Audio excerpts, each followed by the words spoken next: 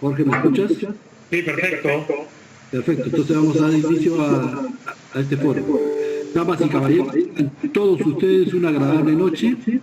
En esta oportunidad estamos reunidos de manera virtual, aprovechando la disposición de la tecnología para participar en un importante foro de difusión de normas técnicas del Reglamento Nacional de Edificaciones. Hemos generado afortunadamente una gran expectativa entre los profesionales y los estudiantes del sector construcción al organizar la difusión de las normas técnicas pertenecientes al rubro de estructura del Reglamento Nacional de Edificaciones. Dado que nos encontramos en un país con características de gran sismicidad, es muy importante poner al diseñar cada punto estructural de una edificación. Por esta razón, vamos a iniciar esta segunda jornada de la difusión de normas técnicas del presente año 2020 con el foro de retos y aplicaciones de la norma técnica 050 suelos y alimentaciones. Tenemos en esta noche una mesa de honor impresionante encabezada por la magíster en Ingeniería Ana Torre Carrillo, actual presidente ejecutiva del CENSICO. Está también una personalidad de la Ingeniería Nacional, el magíster en Ingeniería Jorge Segarra Pelán, miembro distinguido del Comité E050 Suelos y Cimentaciones.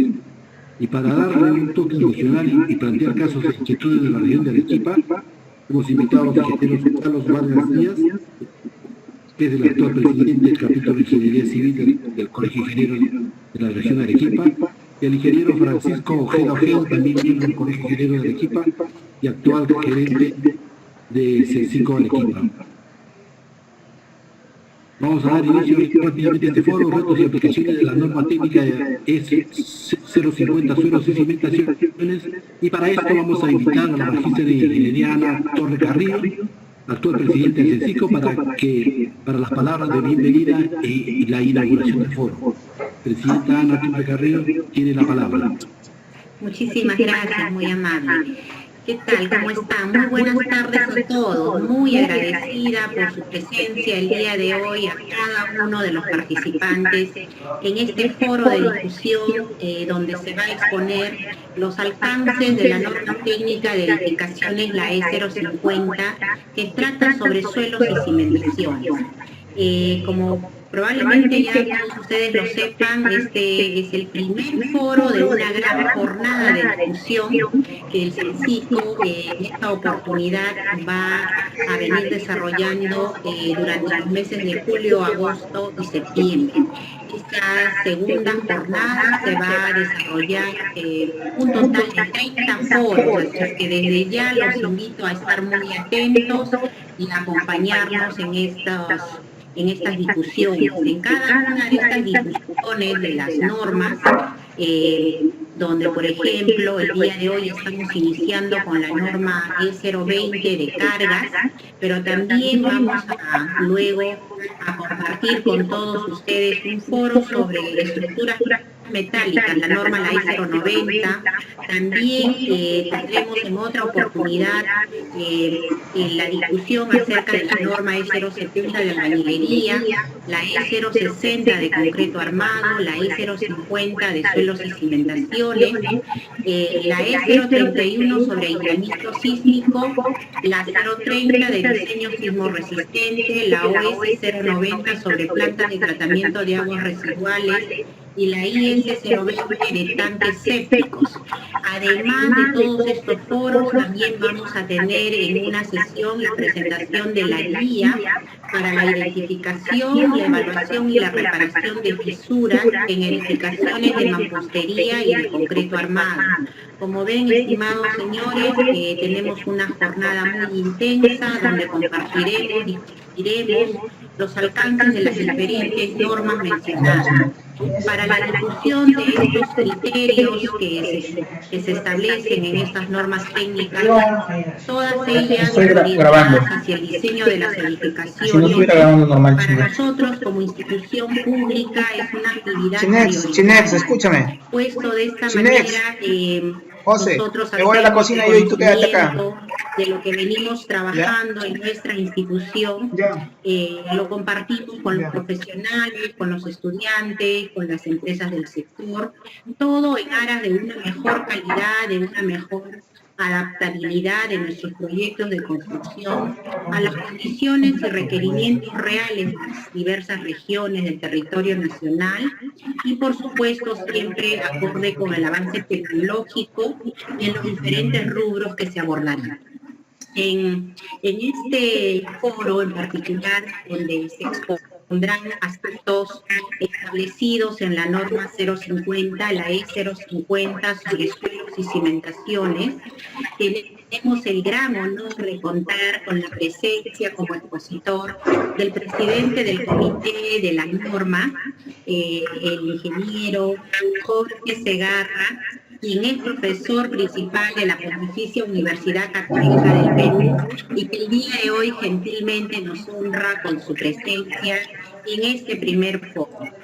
Asimismo, también no quiero dejar de resaltar la participación de los ingenieros representantes del Colegio de Ingenieros del Perú, específicamente de la sede de Arequipa, quienes conformarán el panel de discusión y de comentarios de este foro, propiciando así las posibilidades de conocer directamente la problemática típica de la región en torno a los estudios de suelos que existen con fines de cimentación y los criterios que se vienen aplicando para su discusión y complementar seguramente con las experiencias propias de cada uno de los profesionales.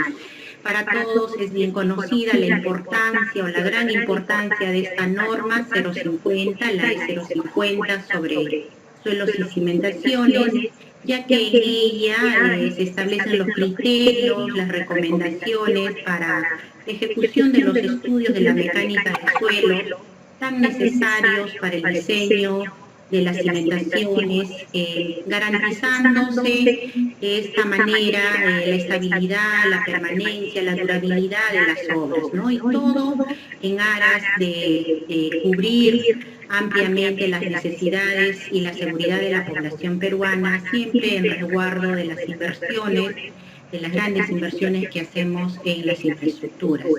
Además, también quiero hacer un reconocimiento a todos los especialistas que conforman los diferentes comités técnicos de normalización que he mencionado, pero muy especialmente quiero resaltar la participación y agradecimiento a los diferentes participantes que conforman los comités de las normas técnicas a cargo del CENFICO.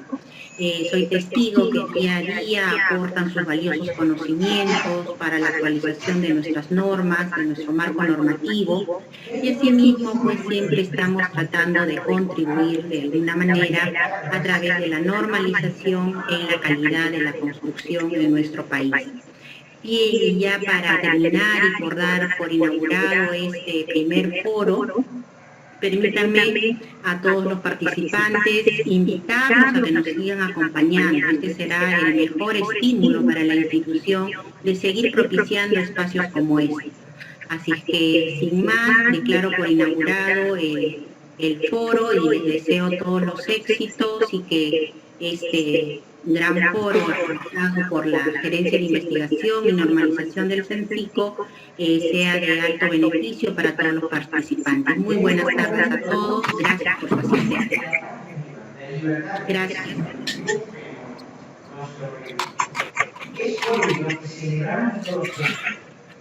Con la misma ambigüedad y siempre.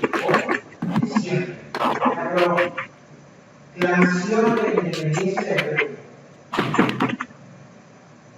¿Qué significado tiene para usted las fiestas patrias?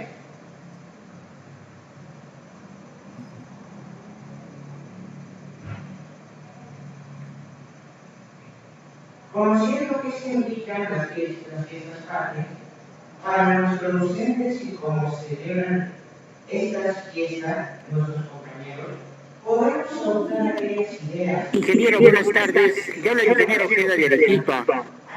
¿Cómo está, ingeniero? Creo que José Luis está teniendo problemas con su micro, ¿no? José Luis. Parece. Si no olvidamos que hoy se en estos instantes significa para indicar que el agrado de la Zonal de Arequipa en haber sido la que inicia estos forums, haber sido elegida para iniciar estos forums, sino por dentro de la administración. Estamos, digamos, como usted lo ha dicho, para los problemas, seguir adelante, serían dificultar los Muchas gracias. Muchísimas gracias. Mis saludos cordiales para todo Arequipa. Ya estoy bien. José Luis, ¿ya estás listo? Ya estoy listo. Correcto. A continuación vamos a empezar con las reglas del foro. La duración última de la exposición central va a ser de 1 hora y media y vamos a tener, posterior a esta exposición, 30 minutos de panel, donde los representantes del Colegio de Ingenieros de Arequipa podrán plantear sus preguntas, sus inquietudes, sus aportes y comentarios para una mejor aplicación de esta norma, en especial en la región Arequipa, y luego de ello concluirá el evento. Por las dimensiones de los participantes inscritos no va a ser posible resolver todas las preguntas y cuestionamientos que se presenten por parte de los participantes. Y en ese sentido, los panelistas nos ayudarán seguramente a filtrar esas preguntas de manera que puedan, en gran parte, poder ser resueltas. A continuación, vamos a darle la palabra a la exposición central, al magíster de Ingeniería Jorge Segarra Pelaine, a quien le vamos a recibir con un fortísimo aplauso virtual. Él es un distinguido miembro del comité de presentaciones. Bueno, no vamos a resumir su historial profesional porque las 2 horas de la exposición nos quedarían cortas para poder recordar todo lo que ha hecho en el mundo de la ingeniería. Estamos muy honrados de poder recibirlo en esta oportunidad para que haga la presentación de la norma NTE Suelos y Cimentaciones. Le damos la bienvenida y le damos la palabra. Jorge, tiene la palabra.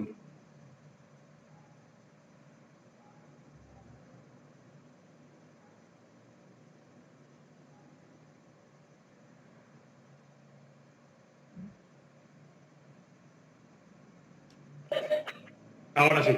¿Ahora se escucha? Muy bien. Ya, perfecto. Bueno, buenas noches. Muchas gracias, José Luis. Muchas gracias, señor Torre, señor Ojeda. Bueno, justamente yo estuve en Arequipa, me parece que fue en febrero, por esta norma, y ahora pues me toca empezar las presentaciones virtuales justo con la ciudad de Arequipa. Bien, la norma E050, de la que vamos a hablar, suelos y cimentaciones, en realidad corresponde a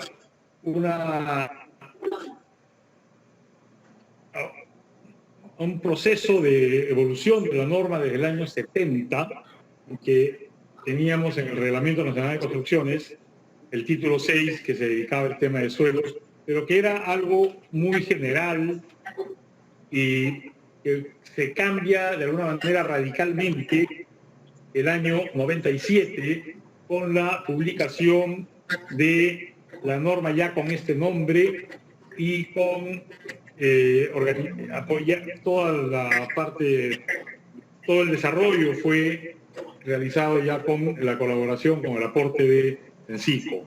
Esta norma del 97, de ahí a la fecha, en estos 23 años, casi 24 ya, ha sufrido algunos cambios que en realidad yo lo diría que son actualizaciones, porque han mantenido el mismo formato y se han ido modificando los puntos que se creyeron necesarios. La norma del 97 fue reemplazada por una nueva versión el año 2006. Las fechas que pongo ahí es que se trabajó en el primer caso y en los dos casos 3-4 años para llegar a una nueva versión de norma, y luego esta norma en 2006 se intentó publicar el año 2010, el 2014, no habiéndose podido, habiendo tenido ya todo listo, pero hubo problemas en el momento de la promulgación, y la norma de la que venimos a hablar hoy día es una norma que ha sido aprobada en diciembre del 2018 y como mencionaré más adelante, si no es porque sucedió un accidente en una construcción, de repente la norma se hubiera dilatado aún más su aprobación. Esta norma fue publicada, te digo, el 3 de diciembre en el peruano. Pocos días después, por un apuro que tuvo que salir una fe de ratas. Es una norma de 47 páginas que, repito, mantiene la estructura de las anteriores.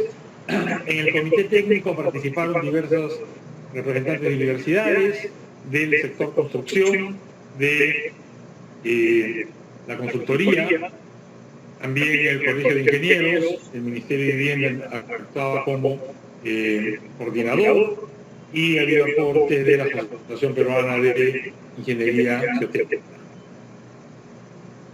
La norma, y en esto mantiene la estructura anterior, tiene 6 capítulos. Lo que voy a desarrollar ahora es justamente estos 6 capítulos, pero poniendo especial énfasis en los temas que ha cambiado en esta versión 2018 con respecto de la versión anterior del 2006. Los 6 capítulos se organizan, 39 artículos.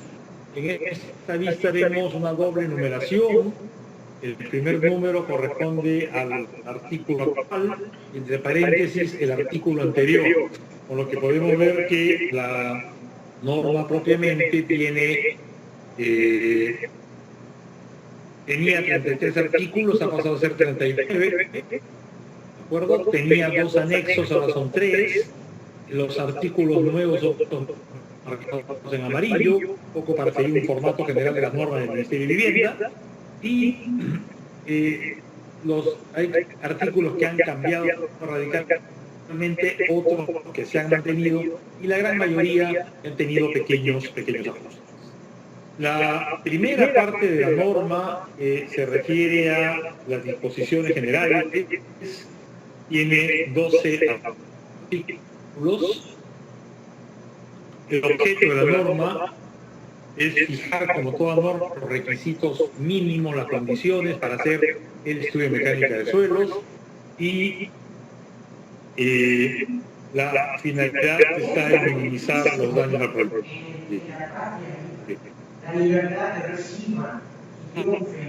La norma es obligatoria en todo el territorio peruano y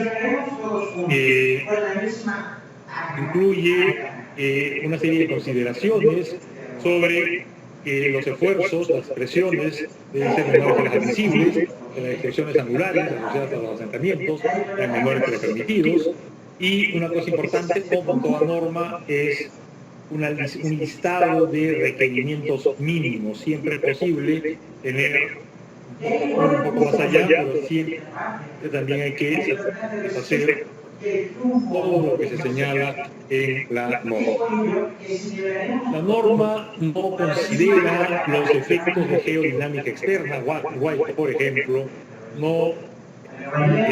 y también cuando hay problemas de ruinas arqueológicas, no hay un CIRA, no hay inexistencia de ruinas, hay problemas, o no se puede aplicar, presencia de galerías, etc.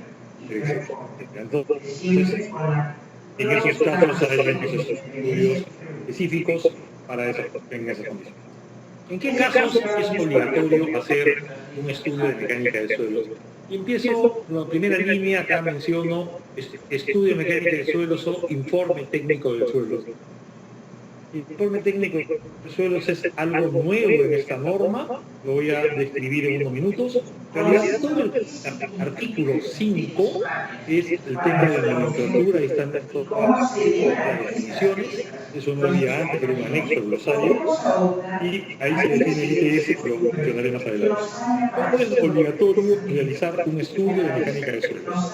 En general, en cualquier edificación que esté alojando, que aloje una gran cantidad de personas, lo que significa colegios, universidades,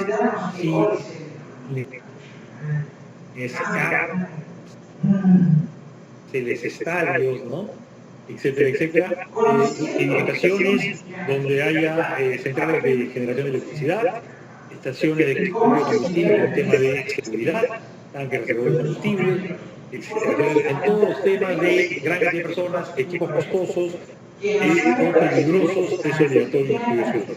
Pero también, y esto es lo más día a día, hay que hacer un estudio mecánico de suelos en cualquier obra que ocupe individual o conjuntamente más de 500 metros cuadrados, hasta 3 pisos y cualquier obra de 4 o más pisos sin importar su área. Es decir, un edificio de 100 metros cuadrados pero de 4 pisos es obligatorio.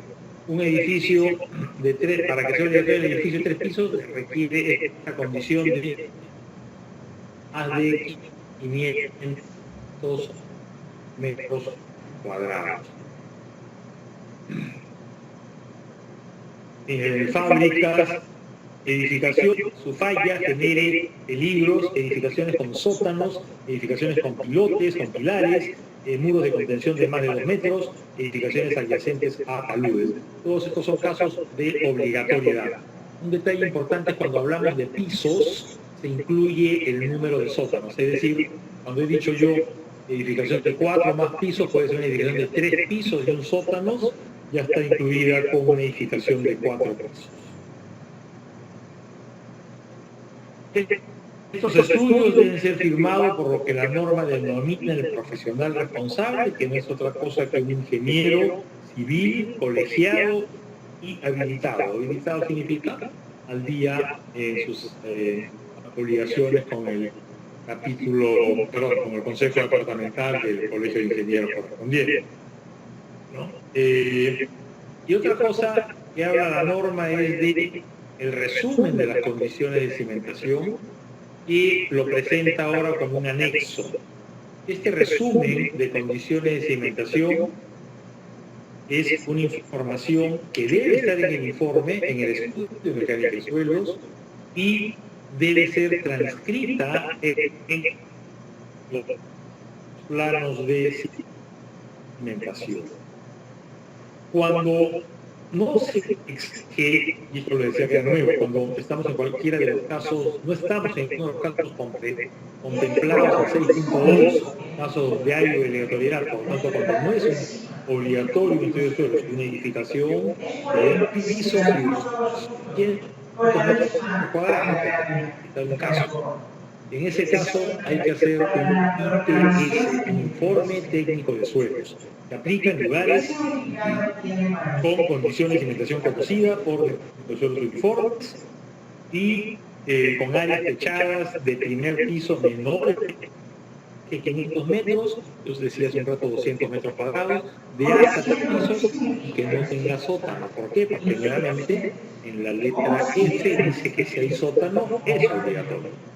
En esos casos se hace un informe técnico de suelos donde el profesional responsable, este ingeniero civil, a cargo del estudio, puede asumir los valores de presión admisible, de cimentación y cualquier otra consideración a partir de 3 calicates. Dice 3 puntos de exploración, yo digo 3 calicatas porque es el punto más barato, digamos, más fácil de hacer, pero puede ser 3 de formación, 3 formas cualquiera de tener 3 puntos de exploración hasta 3 metros. O sea, hay que hacer un 3x3, 3 puntos hasta 3 metros para tener una información mínima para esos casos donde no hay que hacer un estudio de suelo, sino un informe. Y hay que hacer perfiles, es decir, un informe, es el caso mínimo, y estos perfiles deben incluirse en el informe. Ya. Cuando se hace el ITS, ¿no es cierto? Nuevamente el ITS, al igual que el estudio, lo firma el ingeniero civil colegiado. ¿Qué cosa es este resumen de las condiciones de cimentación que les mencioné? Está en el anexo 1. Es un cuadrito que yo por claridad lo he separado en 2 vistas. Es un cuadrito que entra en una página usualmente, donde se indica quién ha solicitado el proyecto, cuál es el proyecto, dónde está ubicado, quién es el ingeniero responsable un número del Colegio de Ingenieros y una información, resumen de todo lo que está, bien sea en el estudio o, repito, en el ITS también. Eso que tengo en el ITS, el resumen. Entonces acá, donde yo he puesto debe cumplir con todo lo dedicado al estudio de mecánica de suelos y en el caso del ITS también. ¿Qué se indica? En primer lugar, la solución, estoy llegando al último punto, ¿no? O sea, ya tengo el informe listo. ¿Qué solución de cimentación? El tipo de cimentación. Por ahí estoy poniendo como ejemplo todo lo que está en rojo. Por ejemplo, zapatas aisladas y cimientos y zapatas continuas de concreto armado, apoyadas sobre el suelo que vamos a usar en este caso, grava de moza medianamente densa. Se dice, se ha ubicado la napa freática a tal profundidad y siempre acá al final del informe, del resumen, hay una fecha que es la fecha del resumen, pero esta fecha de acá es la fecha del estudio, la fecha de la napa. ¿Por qué? Porque hay que insistir en una idea importante y es que la napa sufre fluctuaciones, sufre variaciones, entonces siempre hay que registrarla también con la fecha en que se ha determinado. Hay que especificar la profundidad de cimentación, hay que especificar la presión admisible, que tiene que satisfacer los factores de seguridad y la distorsión angular, especificada por la norma, que acá la estoy poniendo como un asentamiento diferencial de 8 milímetros. Luego, una serie de parámetros que deben calcularse según la norma sismo resistente, parámetros sísmicos del suelo, que son la zona sísmica, el tipo de perfil, tipo de suelo, el factor de suelo, el periodo, y los dos periodos TP y TPL en segundos. Luego, hay que decir si es que ha habido o no ha habido un problema en licuación, colapso o expansión, si ha habido un problema de agresividad o si va a haber un problema de agresión del suelo a la cimentación. Esto ahora se hace obligatorio, es decir, no hay licuación, yo tengo que decir explícitamente no hay problemas de licuación, no hay problemas de colapso, no hay problemas de expansión. Antes, simplemente no se mencionaba esto en la norma de la versión 2006, simplemente no había obligación de mencionarlo. Ahora, todos estos parámetros sísmicos, así como la posibilidad de problemas de licuación, colapso, problemas de agresividad, deben reportarse en el resumen de las condiciones de sismo. Esto, repito, es el anexo 1, que está indicado al final de la norma. Del artículo 6, obligatoriedad, pasamos al 7, donde se definen los estudios de mecánica de suelo. Yo he hablado del informe técnico, pero el objeto de la norma fundamentalmente es describir el estudio. La norma diferencia 4 tipos de estudios: estudios para cimentación, que es básicamente que vamos a hablar, un estudio para diseño de cimentaciones, que tienen otro marco normativo, que es la norma CE 010, pavimentos urbanos, estudios para estabilidad de taludes, que está en la norma CE 020, estudios de información sobre diseño de instalaciones sanitarias de alcantarillado, y cualquier combinación. Yo puedo hacer un informe que es a la vez, un estudio, que es a la vez un estudio para suelos de pavimentos. Puedo en ese caso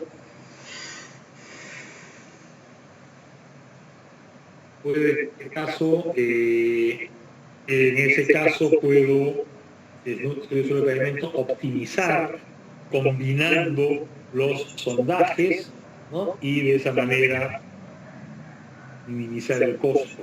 Igual si es un estudio para suelos, pavimentos y taludes, etc.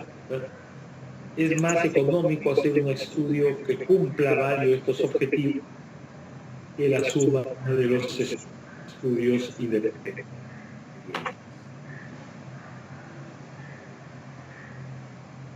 Otra cosa que es importante, tema de la validez. La información del estudio vale para el proyecto y el terreno. Si hay un proyecto de 3 pisos y luego cambia a 8 pisos, el estudio ya no es válido. Obviamente yo puedo hacer una verificación de los requisitos adicionales, porque el edificio es más alto, y complementar, es decir, un nuevo informe, puedo usar esa información. pero lo que es importante es que el estudio está pensado en un terreno y en unas características del edificio. Si el proyecto tal cual, con sus 5 pisos, se traslada a 100 metros, tampoco es válido, porque estamos hablando de otro terreno. Sin embargo, también se dice que si se puede verificar un estudio de mecánica de suelos, no hay ningún problema, o ampliarlo. Lo que les decía, yo tenía un proyecto de 3 pisos, pero me dicen que ya no es de 3, sino de 8, perfecto, pero hay una información adicional. Si yo uso este proyecto, este estudio de suelos anterior, si hay un profesional responsable que ahora usa esta información anterior, está haciéndose responsable de toda esa información anterior. Es decir, tengan cuidado cuando usan un estudio para ampliarlo, porque cuando uno usa un estudio para ampliarlo, está haciéndose responsable de la información del estudio original. Entonces, eso es recomendable es que uno mismo ha hecho el estudio, o si lo ha hecho alguien de confianza, o se puede deslindar responsabilidades, porque es un tema delicado. Acá justamente hablaba de la responsabilidad del artículo 9, el ingeniero civil que firma el estudio asume la responsabilidad del contenido de las conclusiones y no puede delegar.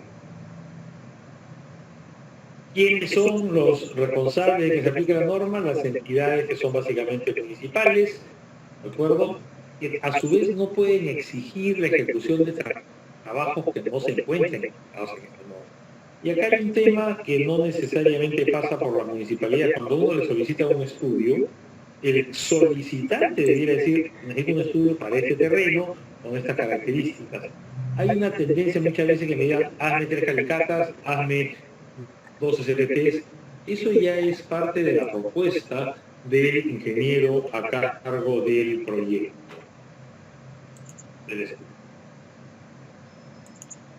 Bien, ¿qué información debe recibir un ingeniero para hacer un estudio? Información topográfica, ubicación, saber qué proyectos han habido antes, qué usos ha tenido el terreno. Una cosa importante es información arqueológica, una cosa importante es si ha sido un relleno sanitario. La información que puede cambiar completamente las características del proyecto. Obviamente, si yo tengo un terreno de 10.000 metros cuadrados, una manzana, y voy a hacer un proyecto de 1.000, me interesa saber en qué parte de esa manzana, de esa hectárea, va a quedar mi proyecto, ubicación prevista de las obras. Y no tengo un proyecto de 1.000, tengo un proyecto de 10.000. Es decir, voy a tener que, en general, en este caso, hacer 10 veces más sondajes. Es importantísimo cuando me dan un proyecto que me digan, dentro de todo este terreno, en este lugar va a estar ubicado. Características de edificaciones, colindantes, uso de la edificación que voy a construir, número de pisos, niveles de piso terminado, niveles de sótanos, cargas que se consigue con el uso estimada, plano de plataformado. La norma califica a las edificaciones como 1, 2, 3 y 4 en romanos en función de la importancia relativa. Este cuadro, esta tabla 1, corresponde a la norma anterior, a la del 2006, donde se hablaba de A, B y C. Y esto generaba confusión porque la norma sismo resistente también habla de A, B y C y D, perdón. Pero son dos definiciones absolutamente distintas. En la sismo resistente, una edificación A puede ser A1, establecimiento de salud, A2, edificaciones esenciales, C, edificaciones comunes, B, edificaciones donde se reúne gran cantidad de personas. Y la definición de cimentaciones no tiene nada que ver con esa definición. En el caso de la sismo resistente está asociado al factor de uso. Por eso se ha cambiado a números romanos para evitar esta confusión, porque antes podíamos tengo una edificación que es B como suelos, pero es C como sismo resistente. Ahora no, la letra refiere al norma sismo resistente, a la E030, y un número en romanos nos va a referir a la norma E050. Las edificaciones pueden ser 1, 2 o 3, el 4 está reservado por instalaciones sanitarias, siendo 1 un proyecto más importante, más exigente que el 2 más importante que el 3. ¿De acuerdo? Entonces, si yo tomo como ejemplo el caso de los pórticos, una edificación, aporticada con los pórticos o muros de concreto, si la edificación tiene 12 pisos 12 pisos, 13 o más, es tipo 1. Si tiene entre 9 y 12, es tipo 2. Si tiene 8 o menos, es tipo 3. Esta calificación 1, 2, 3 o 4, para el caso de instalaciones sanitarias, es muy importante porque de este número depende el número de sondajes que tienen que... En la anotación acá un asterisco, no sé, no he puesto la llamada, la he perdido. Acá está, perdón. Distancia mayor entre apoyos con asterisco. Dice, cuando la distancia sobrepasa, la indicada se especificará en el tipo inmediato superior. Es decir, una edificación, y sigo con el caso de pórticos y muros de concreto, que tenga un pórtico con 12 metros, más de 10, y 5 pisos, por el 5 pisos sería tipo 3, pero como tiene 12 metros, más de 10, se clasifica en el inmediato superior, es decir, como tipo 2. Entonces hay que tener claro no solamente el número de pisos, sino la luz, la distancia entre apoyos, la máxima, que hay el pórtico más crítico, el pórtico con mayor distancia entre apoyos. La norma incluye una lista de ensayos de técnica de exploración de campo. También hay otra lista de técnica de laboratorio, pero ahora estamos hablando de campo. Y yo he añadido todo lo que está en verde, que es tanto este número correlativo como la norma STM. ¿Por qué? Porque en toda la referencia de la norma peruana es a la norma técnica peruana. Todas las normas técnicas peruanas de suelos tienen como denominador común 339, ¿no? Y luego el número ya específico. Hay mucha similitud con las normas ASTM, que también cambian con alguna periodicidad, pero por eso he puesto la norma ASTM. Pero lo que en realidad me interesa mencionar lo que la norma pone con doble asterisco, que yo lo he marcado en rojo, con de arena, el 3 asterisco no me preocupa, con de arena, tablón de densidad con el tablón, densidad con el pozo sobre yo. ¿Y qué dice la norma? 2 asteriscos.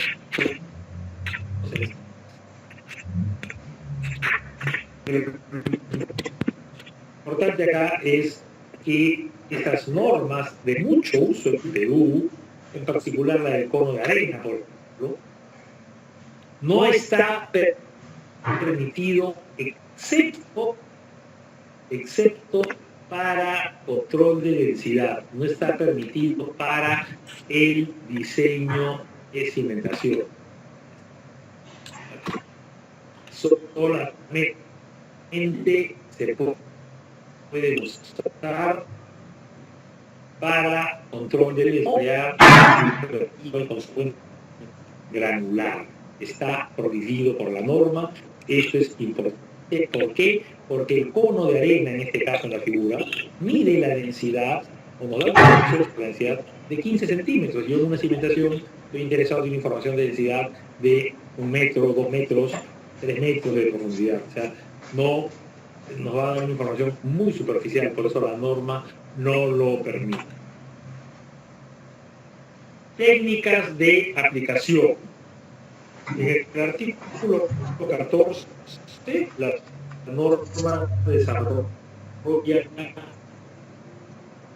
7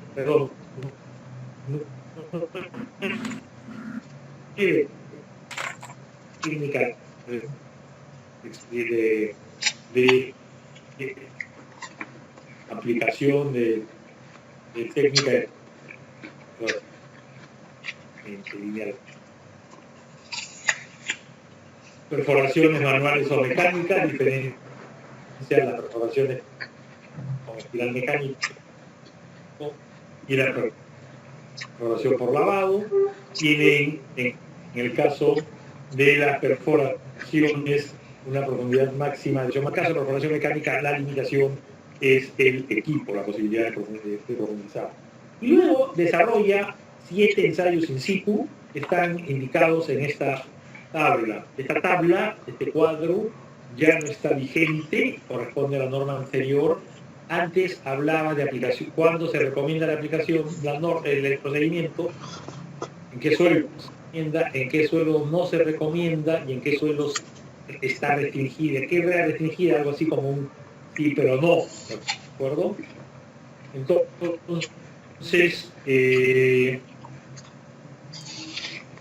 Entonces esto genera un poquito de confusión. Hay 2 consultas en el chat que quiero absorberlas en este momento. La primera que tenía ya hace un rato era una vez que la norma ya está publicada en el peruano, de uso obligatorio desde diciembre del año 2018. La norma que estamos desarrollando tiene ya año y medio de obligatoriedad. ¿De acuerdo? Todos, la pregunta es, ¿se puede hacer proyecto con esta norma? Todos los proyectos tienen que hacerse con esta norma, porque está promulgada, repito, desde diciembre del año 2018. La otra pregunta, que sí tiene que ver con lo que estoy hablando en este momento, sí, es que se pueden hacer estas normas NTP 339, 133 y las demás, no sé cuál es la 133 en particular, toda la norma del SPT, correcto. Todas estas normas se pueden conseguir, normas técnicas peruanas, y la verdad que no tengo claro si se puede descargar, hay que pagar, no tengo claro que basta con hacer el pago y se puede descargar de inmediato. En el momento que yo las he tenido, hemos comprado, estoy hablando ya hace bastante tiempo, las hemos comprado en su versión impresa. Supongo que hay que, la norma técnica peruana, hay que entrar a Indecopy y por ahí se pueden conseguir las normas técnicas. De repente hay un link, yo no lo tengo, pero sí se pueden conseguir, son obligatorias y hay que pagar. Bien, estamos acá. Ya mencionaron. Acá había entonces en la norma de 2000 esta columna de aplicación restringida, y la nueva norma nos dice permitido o no permitido, ¿no? Contra, permitido, recomendado, no recomendado y restringido.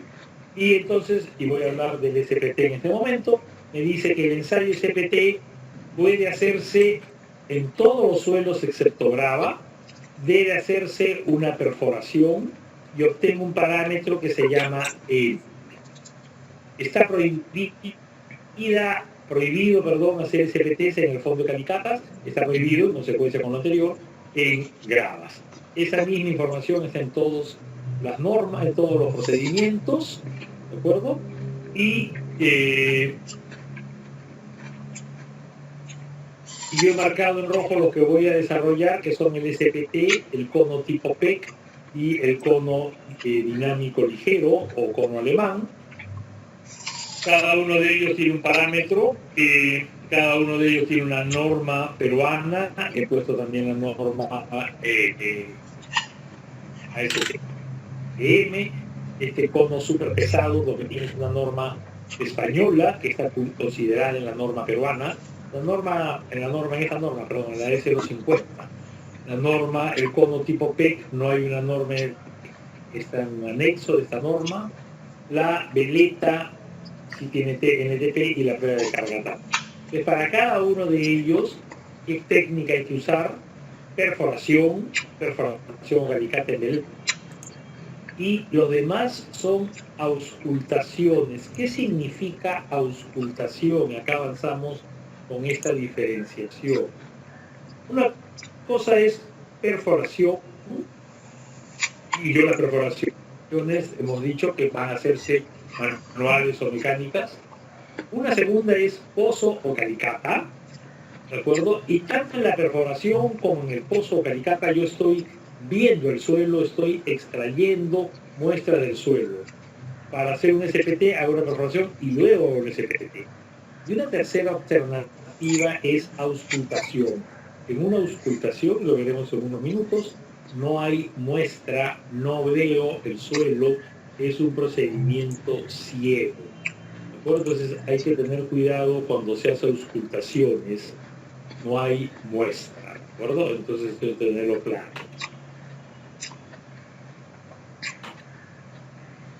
Los ensayos in situ, el SPT-1 en particular, son muy importantes en el estudio de los materiales granulares, donde hay problemas para obtener muestras inalteradas. Es un cuadrito, aprovecho para citar, de Paul Main, una publicación de la FHW, que presenta una serie de procedimientos de ensayos in situ, pero la norma peruana no menciona ni el presiómetro ni el dilatómetro. Sí menciona el SPT, sí menciona el cono, el CPT cono, ¿no? Y sí menciona a la veleta. Y voy a desarrollar un poquito el SPT, la norma en el artículo mismo, el artículo 14.2, en todos los procedimientos. El 14.2.1 habla de la calicata, 14.2.2 habla de las perforaciones, el 14.2.3 habla del SPT. Y lo que me dice en el fondo importante es que no se puede hacer el SPT en el fondo de una calicata. ¿Por qué? Porque hay una pérdida de confinamiento.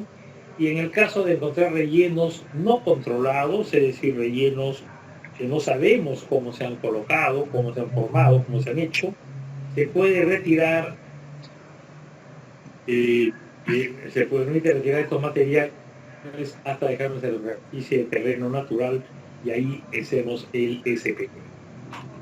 El parámetro que ya les mencioné, N, y lo que es importante acá es hablar de un par de detalles.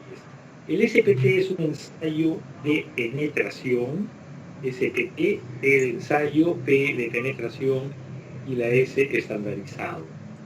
Ensayo de penetración estándar, que en castellano mismo hablamos de SPT, que son las siglas.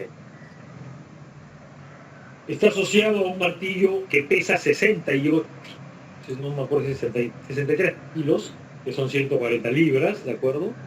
Y que cada golpe se logra con una caída desde 30 pulgadas, 75 centímetros. Entonces la energía asociada es del orden de 5.000 kilogramos por centímetro, exactamente 4.200 libras por pulgada.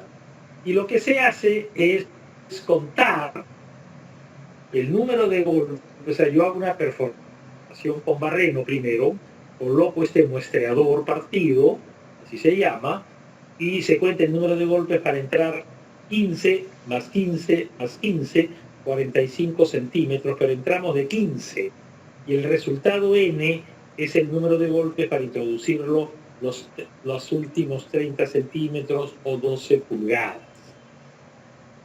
Los primeros 15 centímetros se conocen como el asiento, simplemente colocamos el equipo, pero ya dentro del suelo. Acá estamos en una perforación, acá ya estamos dentro del suelo, y luego contamos para los golpes para entrar 30 centímetros, y este es el resultado.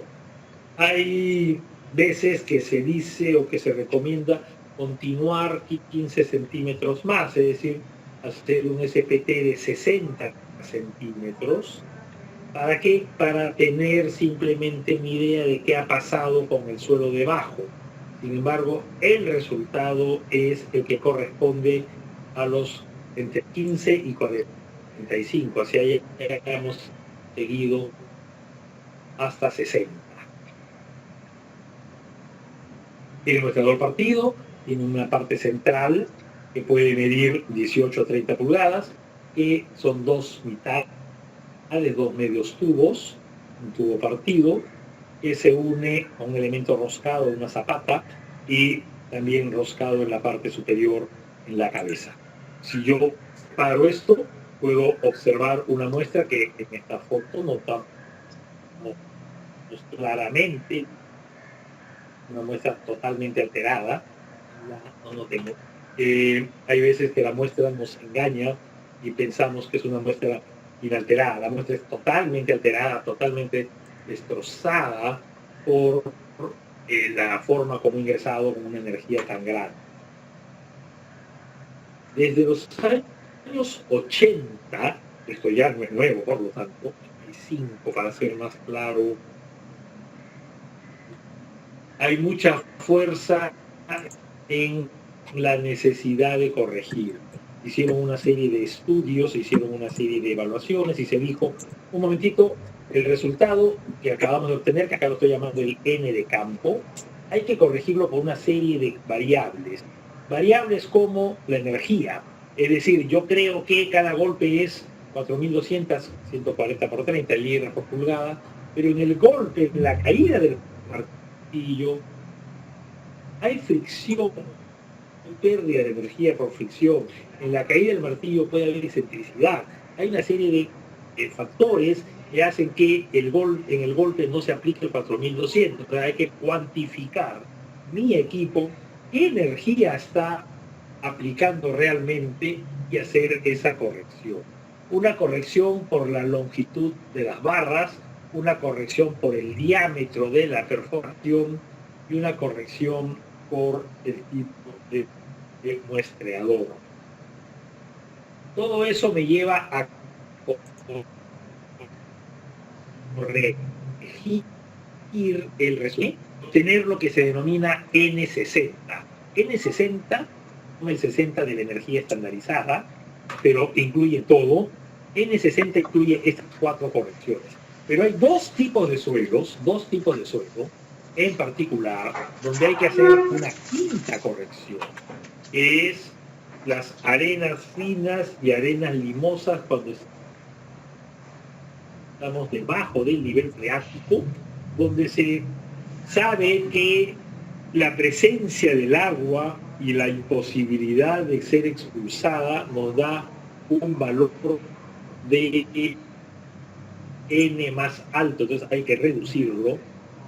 Y en el caso de gravas o arenas con grava, arenas gravosas, se tiene un valor que hay que incrementar el valor, porque lo que yo tengo es una partícula de grava que eventualmente no deja que ingrese el equipo, entonces eso me puede estar engañando, falseando los resultados.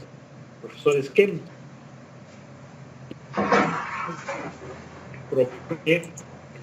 en el caso de las gravas de multiplicar el valor por 1.25, vale para gravas, y arenas gravosas. Y información de diferentes autores, en el caso de las arenas finas y arenas limosas por debajo del nivel freático, hay dos básicamente. La más usada es 15 más resultado de N ya corregido, N60, con todas las correcciones, menos 15 entre 2 y le sumamos 15. Esta corrección solo se hace con los N's mayores que 15. ¿Por qué? Porque si mi N fuera 5 o menor que 15 en general, este valor es negativo. De esta corrección solo se hace para valores de N mayores que 15. Otros autores recomiendan multiplicar el valor de N por 60%, y eso se usa en todos los casos. Entonces, tengo N, que es el resultado de campo, que lo ajusto, y el valor de diseño sería este N60, lo corrijo, es este N60. Y en dos casos, los que he mencionado, de arenas finas o limosas bajo el nivel freático, o gravas que incluye arenas gravosas, hay que hacer el ajuste. Pues ya tengo el N corregido, pero hay una corrección adicional. Y es una corrección que sí es antigua, que sí aparece desde los años 50, ¿verdad? y que me dice, ojo, el valor de N va muchos libros, muchas referencias, muchas investigaciones, lo toman para una cierta presión de tapada, es decir, para una cierta, digamos, profundidad. Esa presión de tapada estándar es de 1 tonelada. Tonelada en este caso es 2.000 libras, tonelada corta norteamericana por pie cuadrado, pero para suerte nuestra esta tonelada por pie cuadrado se parece mucho al kilo por centímetro cuadrado, o sea, es 0.98. Entonces, y la bibliografía habla de 1 tonelada por pie cuadrado, y puedo decir 1 tonelada por pie cuadrado o 1 kilo por centímetro cuadrado. Hago esta corrección C sub n y entramos acá nuevamente a una gran cantidad de propuestas de corrección.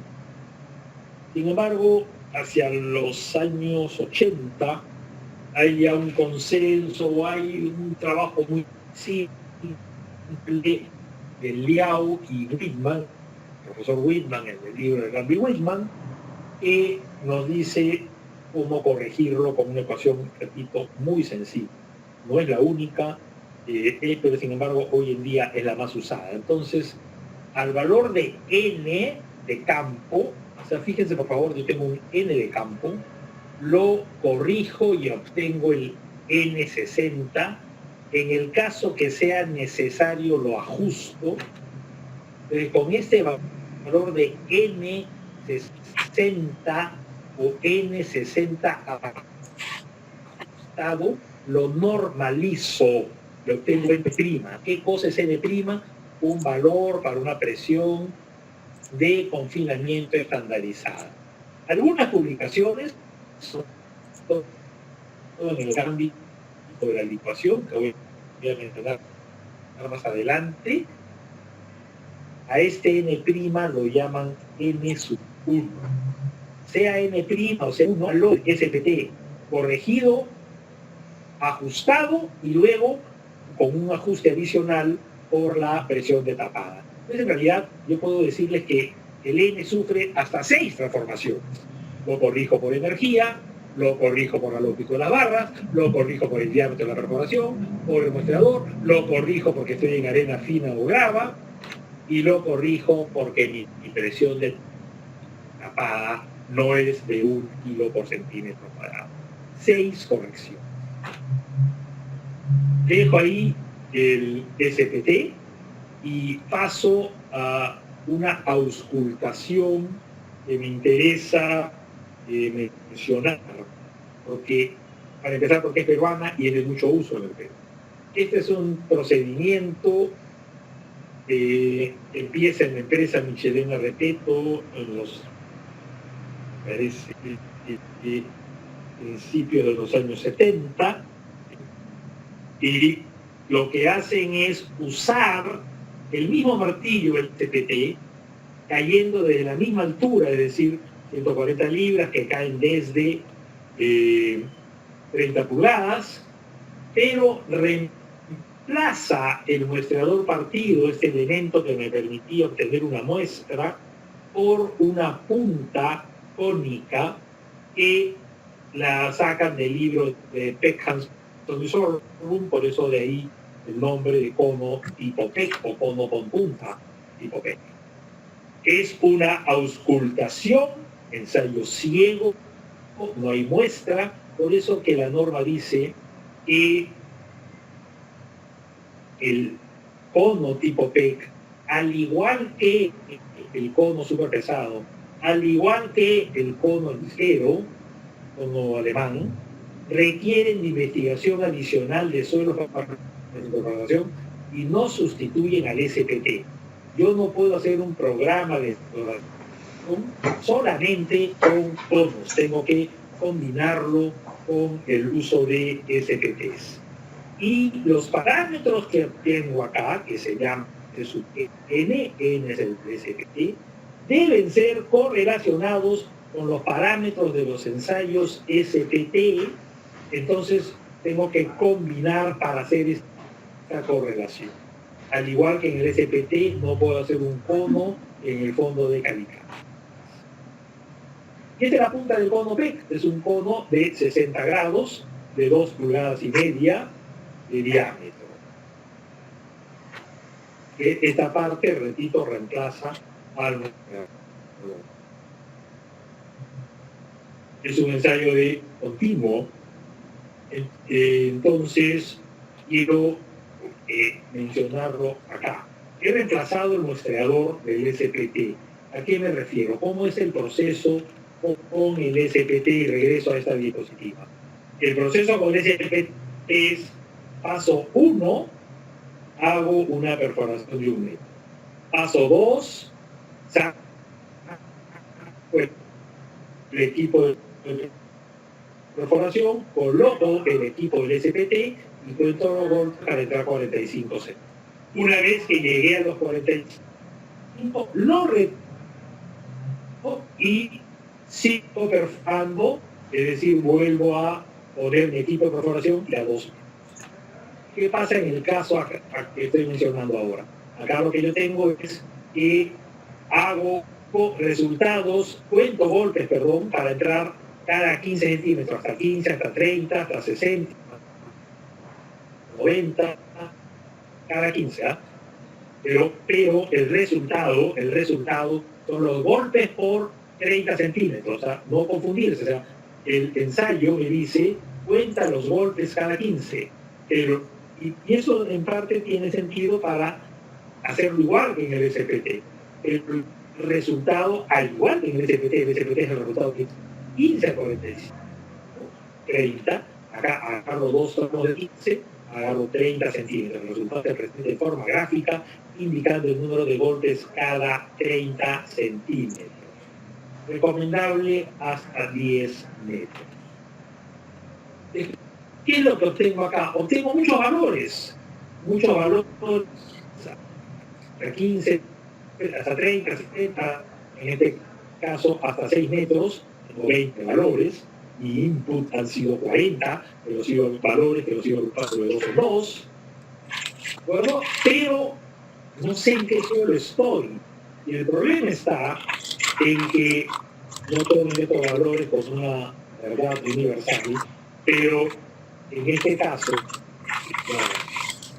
el trabajo original de Michel Darreto, en arenas limpias dicen que la relación es de 0.5, mientras que en el caso de... Voy a hacer una recomendación de mi querido Amado, que es apagar mi cámara. Listo. Para reparar el audio.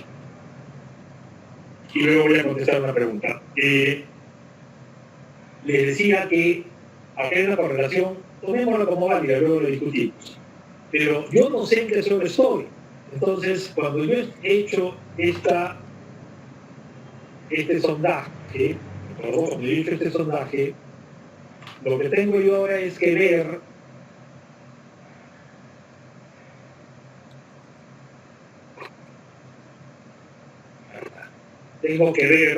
en qué suelo estoy. Es decir, este valor que estoy señalando, por ejemplo, a 1,20 metros, ¿no es cierto? Este valor C sub P, resultado del cono C sub P, este valor C sub P a 1,20 metros, me dice que es 60. Ok, pero ese 60, si es arena, vale como un N de 30. Y si es arcilla, vale como un N de 60, del valor tal cual, ¿de acuerdo? O sea, no hay, es dos cosas absolutamente distintas. ¿Quién me va a decir en qué suelo estoy? El que me va a decir en qué suelo estoy es que yo tengo que hacer también una perforación y hacer un SPT, y miro en el SPT que suelo tengo. Entonces digo, ok, estoy en una arcilla, perfecto, estoy en una arcilla, digamos, entonces N vale 60. Estoy en una arena, N vale 30, pero el que me lo dice es una perforación complementaria, no es mi cono tipo P. Estos valores de 0,5 y 1, les dije que eran, en realidad, lo que uno tiene que hacer es calibrar. El cono tipo PEC debe calibrarse. Por eso que nosotros hablamos de beta. Beta no siempre es 0,5 y 1. Hay que hacer una comparación dentro de los resultados para poder saber en qué suelo estoy. Yo comparo mi SPT con la arena en que estoy, por ejemplo, mi SPT me ha dicho que tengo una arena, entonces comparo el resultado del número de golpes y digo, este número de golpes es, no voy a decir 0,45 veces el valor del cono de PEC. Entonces tengo un valor de beta de 0,45. ¿Cuánto va a haber beta? Va a parecerse al 0,5 y 1, pero no va a ser exactamente igual. Entonces hay que hacer ajustes, hay que hacer calibraciones para saber de qué estamos hablando. Me preguntaban a qué me refiero con la pérdida de confinamiento. Y regreso al SPT porque esto es bien importante. Cuando yo hago la perforación, si es que yo comienzo a contar los golpes desde acá, cuando entra estos primeros 15 centímetros, tengo un muestreador que está entrando sin confinamiento. Tengo un elemento que está entrando desde una altura en que no hay confinamiento. Conforme hay confinamiento, el muestreador le es más difícil entrar en el suelo. ¿De acuerdo? Entonces, estos valores de acá son valores de número de golpes más pequeños porque no hay confinamiento. Por esa razón es que esto se desprecia y se toma como una profundidad de asiento.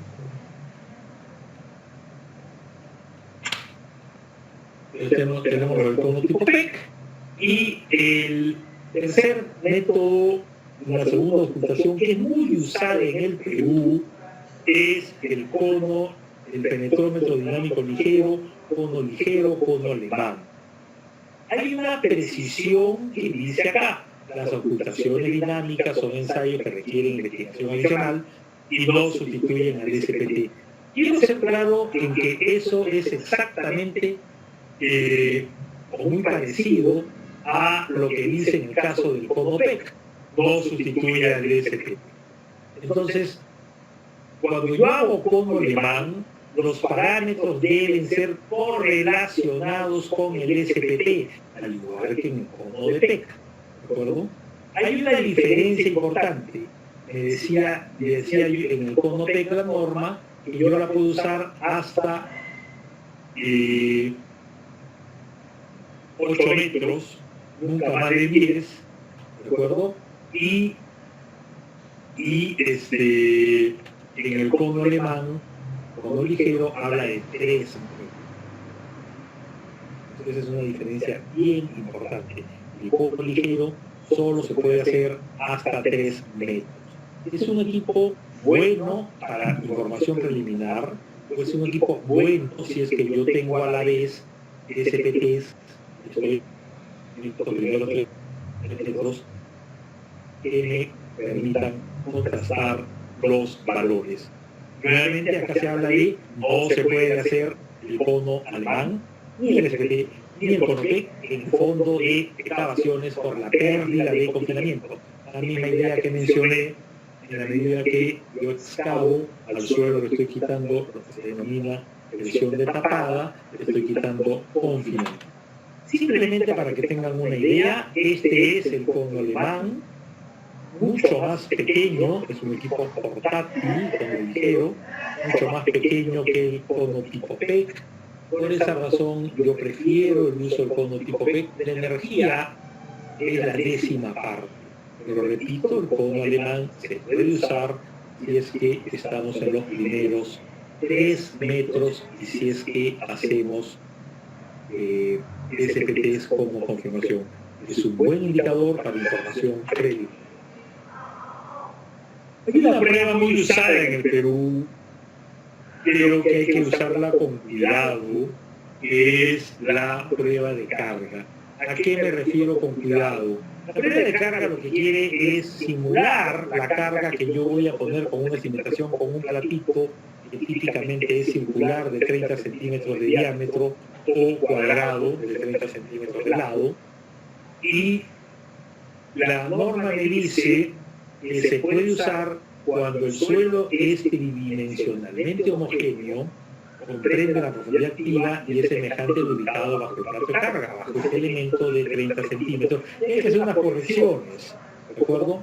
¿Por qué razón? Que acá tienen la razón. El plato de carga, este elemento de acá, va a involucrar a un bulbo de presiones de 30, 40 centímetros y mi zapata va a involucrar a todo este suelo. Si por ejemplo acá yo tuviera un cambio de estrato, este plato me está dando información sobre este primer suelo, hasta acá, hay el cambio de estrato. No me da información sobre lo de abajo. Entonces, por eso es que la norma me dice si es que es tridimensionalmente homogéneo. Bien, tipos de muestras. Con esto termino lo que es ensayo de campo. Tipos de muestra. La norma diferencia muestras alteradas de muestras inalteradas y las muestras inalteradas pueden ser en bloque o en tubo. Y hay un intermedio entre la alterada y inalterada que son las muestras de humedad, ¿no? Muestra en tubo, muestra en bloque, inalterada las dos. Y este cuadrito es un poquito un resumen del tipo de muestra. ¿Por qué? Las muestras inalteradas me permiten obtener los parámetros que he pintado de rojo, es decir, me permiten, la muestra alterada, determinar la densidad, hacer consolidaciones, hacer ensayos de axiales o de compresión simple, todo eso con muestra alterada. Pero yo no puedo, o es muy costoso, muy difícil, no se usa en el Perú, obtener una muestra inalterada en un suelo granular. Existen procedimientos, pero no son de uso nuestro. Entonces, en un suelo granular vamos a decir, para simplificar, que no se puede tener muestra inalterada. Si no se puede obtener muestra inalterada, no puedo saber cuánto es la densidad. Y solo puedo tener dos parámetros para el diagrama de fases. No puedo hacer el diagrama de fases. No puedo hacer un ensayo que me dé resistencia. Entonces, en los suelos granulares, por este problema de no tener muestras inalteradas, hay que hacer todo con determinaciones in situ. Lo único que voy a tener es determinaciones de humedad y de precipitación. Entonces, hace un rato hablaba de la importancia de los ensayos in situ. Esta es la razón, la imposibilidad de tener muestras inalteradas. Pero ojo, así yo obtuviese una muestra inalterada de arena, ¿de acuerdo? La muestra inalterada de arena habría que llevar al laboratorio, es todo un tema, digamos, complicado. ¿Qué ¿Puedo estudiar una arcilla en el campo con un ensayo in situ? Sí, sí puedo estudiarla, pero tiene otra complicación. ¿Cuál es la complicación? Que en el campo yo estoy involucrando, por ejemplo, 5 metros de suelo. Ok, para estudiar 5 metros de suelo necesito muchísimo tiempo en un suelo cohesivo para simular los procesos de drenaje, para lograr disipar los excesos de presión de poro asociados a la carga. Entonces, en un suelo cohesivo, los procesos de campo deben ser complementados con procesos de laboratorio por esta razón. La norma nos dice entonces que, esto es bien importante, en base a los parámetros obtenidos in situ y mediante correlaciones, la norma me dice, puedes usar correlaciones. El ingeniero puede obtener valores de resistencia al corte, ángulo de fricción interna, relación de preconsolidación, etcétera, etcétera. Y también me dice que cuando hago conos, y hago bien sea cono Topec, cono ligero, ¿de acuerdo? Y en estos casos, los parámetros obtenidos deben ser correlacionados con el SPT. Entonces, en el cono tipo P paso por el SPT. Con el SPT ya directamente tengo N, me dicen, ok, a partir de N o a partir de esto, puedes hallar parámetros de diseño. Yo lo pasé muy rápido, pero cuando tenía la descripción del SPT les decía, tengo apuntado ahí que sirve para todos los parámetros, me refiero, sirve para diseño por corte, asentamiento, sirve para estimar la ecuación, sirve para estimar parámetros de velocidad de propagación de onda. Yo les muestro 2 y hasta 3 criterios de correlación con el SPT. Solo estoy hablando del SPT, pero si hubiera hecho un cono, ya lo convertí en SPT. Este es un gráfico que está en muchos libros, la única diferencia es que yo lo tengo acá con nuestras unidades, he traducido a las partecitas correspondientes, que relaciona gamma D, la densidad seca del suelo, con gamma, con el ángulo de fricción interna, y acá, si yo me doy cuenta, dice acá con la densidad relativa, si es 100%, 75, 50, etc. Imagínense que a mí me dicen, tengo un SP y sé que la densidad relativa es 80%, ok, estoy hablando de este punto intermedio entre 75 y 100, 80% intermedio.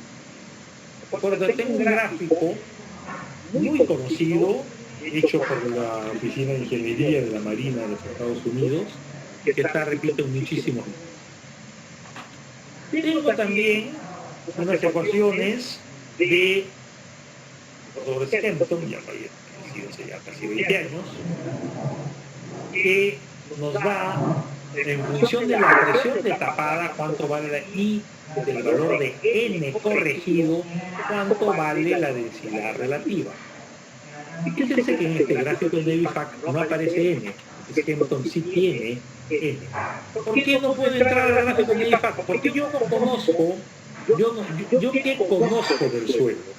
Yo conozco del suelo N, conozco del suelo la humedad y conozco GS, el peso específico de los óleos.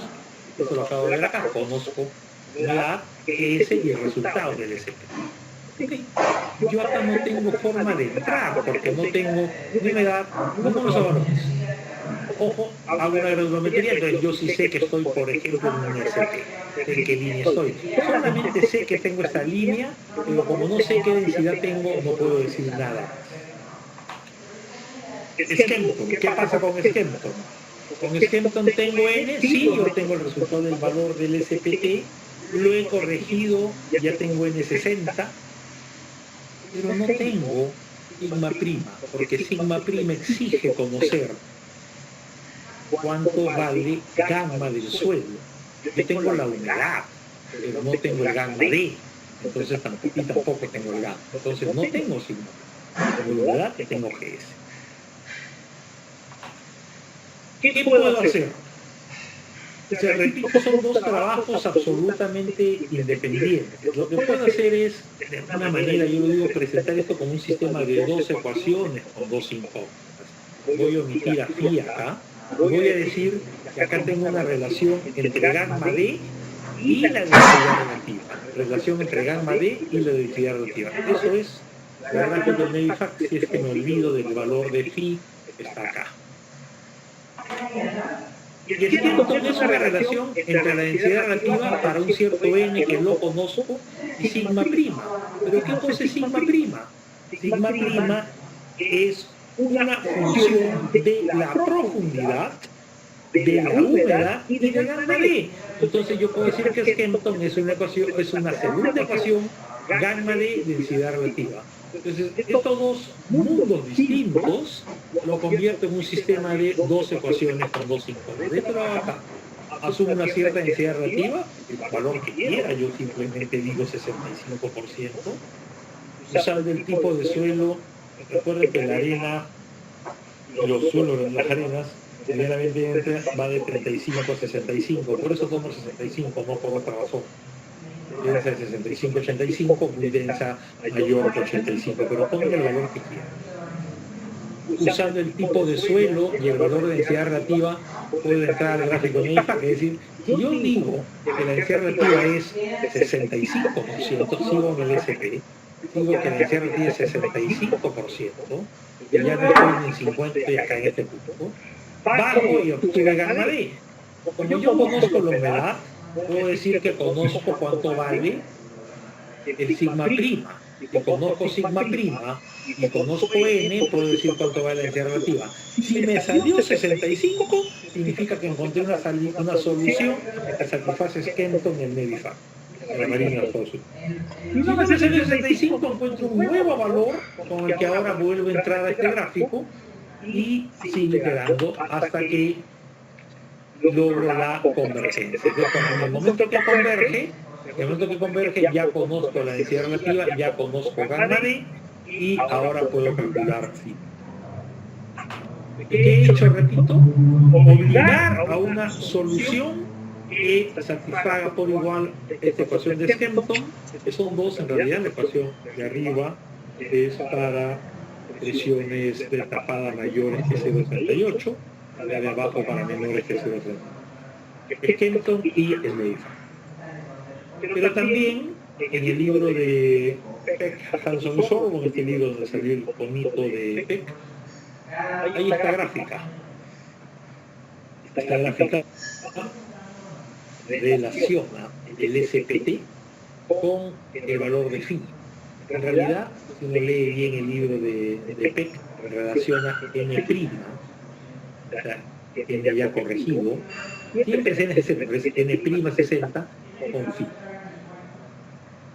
Este mismo gráfico lo presenta, este es un código, me parece, de Florida, del estado de Florida, Estados Unidos, presenta esta línea verde que equivale a esta gráfica de acá. Pero hay otras dos regresiones adicionales. Y diferentes autores han jugado con esta línea verde. Repito, la línea verde es una relación n', acá dice n, pero repito, es n' contra phi'. Esta es una relación n', phi', repito, la verde para suelos no plásticos con menos de 12% de finos. Y algunos autores, tomemos la más fácil, este Shoi Fukui del 82 para un código japonés, dicen que phi' es 0.3 por el valor de n, ya corregido, más 27. Entonces, yo tengo esta ecuación y nuevamente yo puedo plantear una segunda alternativa.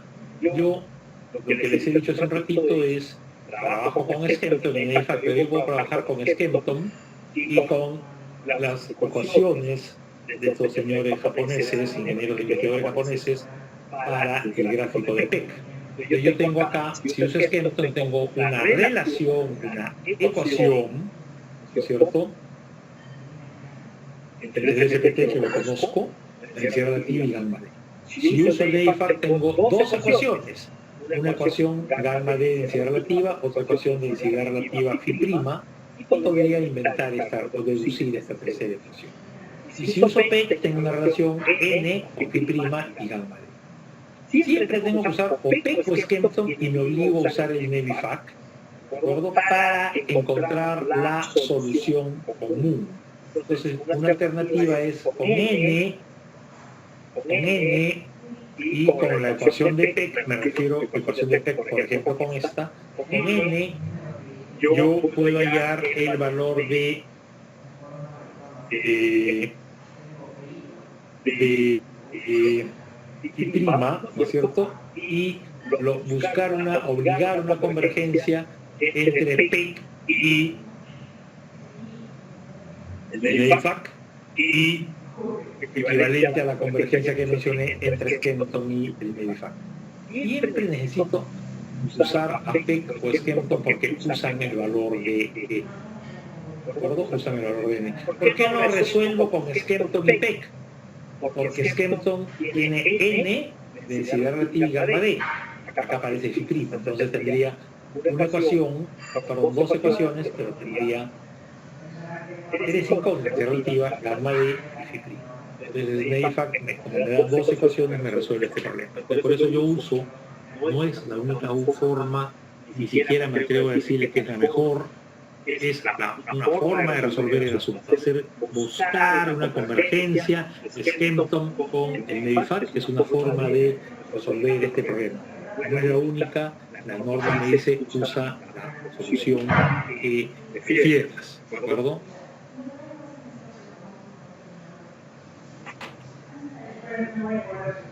Luego la norma me presenta una serie de ensayos de laboratorio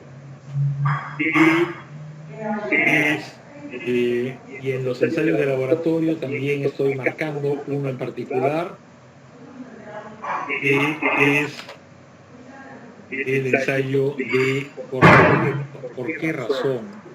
¿Por qué razón lo estoy marcando? Porque el ensayo de corte directo tiene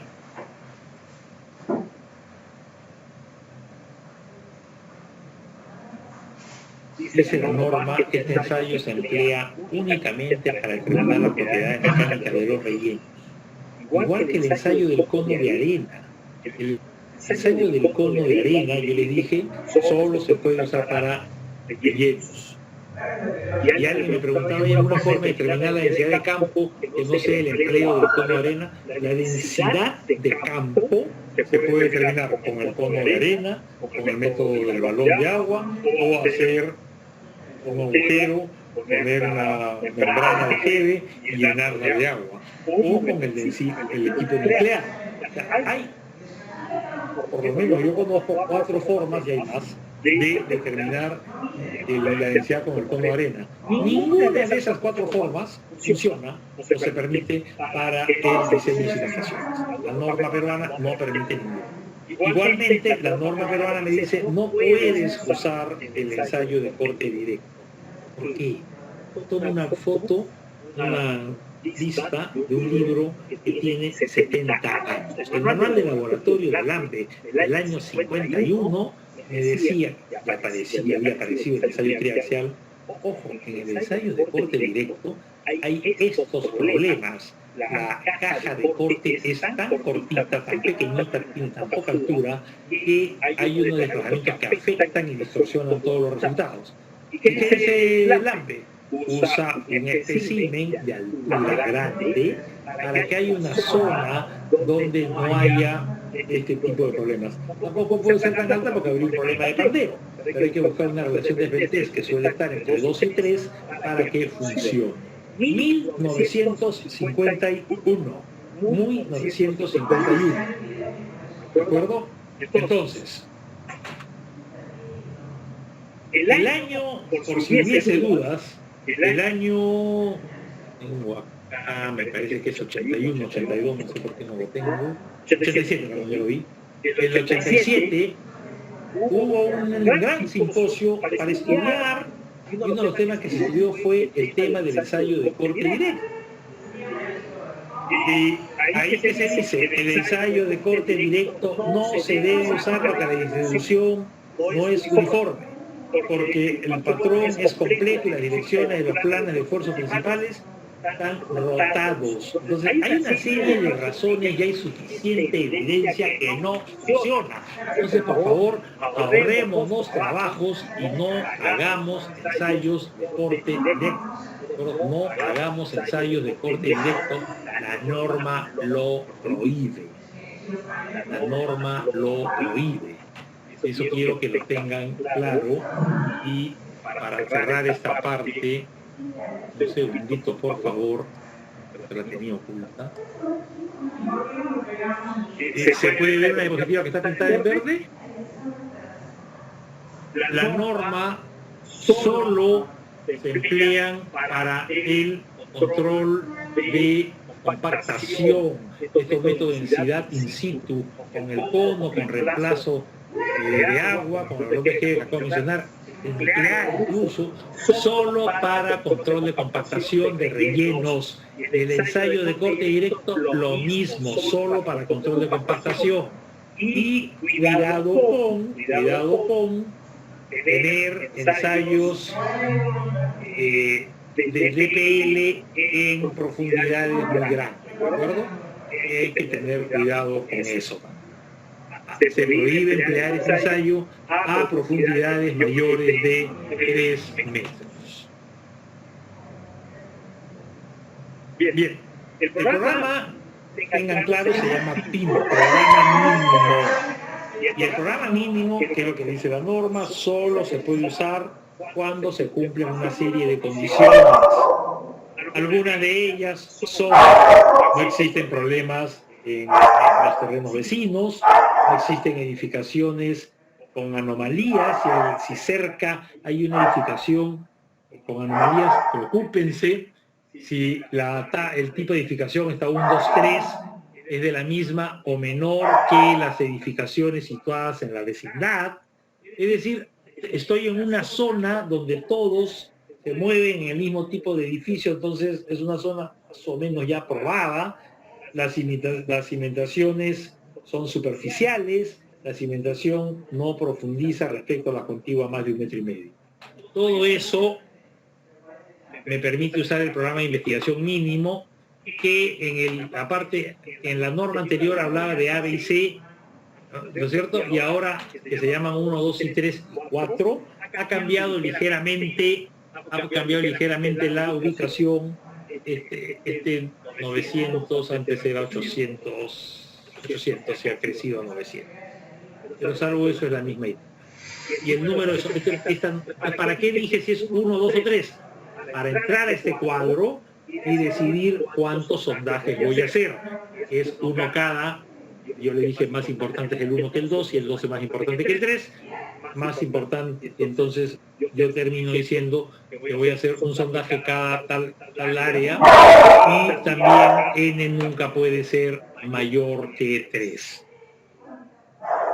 Profundidad de los sondajes también me lo da la norma. En simple, la profundidad, nos acá mejor, la profundidad de cimentación a Z, donde Z suele ser 1.5B, donde B es el lado más pequeño, mientras que si lo que yo tengo es un sótano, es Z, se mide desde acá, entonces ha crecido obviamente en toda la profundidad del sótano H, más DF, más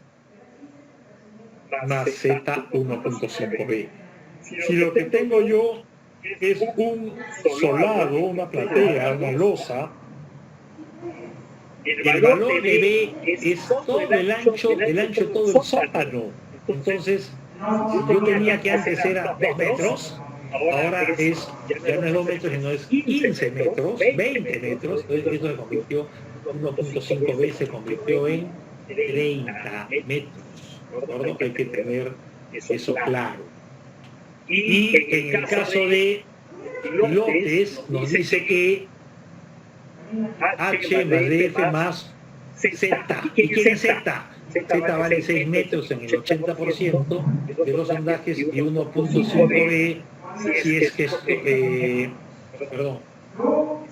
1.5B en el 20% de los sondajes. Entonces, en algún caso hay que llegar. ¿Y quién es B? B no es el ancho del pilote, ojo, es el ancho del encefado, el ancho del elemento que está uniendo a los excepciones. Cuando yo estoy en una zona y llego al suelo que siempre se usa como estrato de apoyo, entonces puedo adoptar una profundidad menor que 1.5B, pero nunca menos de 3 metros. Y en el caso de cimentaciones profundas, nunca menos de 5 metros o 15 si es que hay problemas de licuación. Distribución de los puntos de exploración, la norma me dice ubícalos como quieras, con tu criterio. Este es un plano tomado de un libro cualquiera, no hay ninguna pauta, pero la idea es, esta es una zona complicada con centros sondajes acá. Esta es una zona que tiene un patio, acá no hago un sondaje.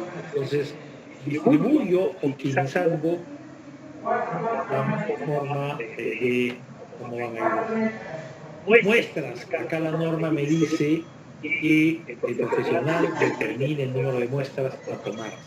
No me dice cuántas muestras. La norma anterior sí lo normaba, sí lo obligaba, ahora ya no hay ese valor.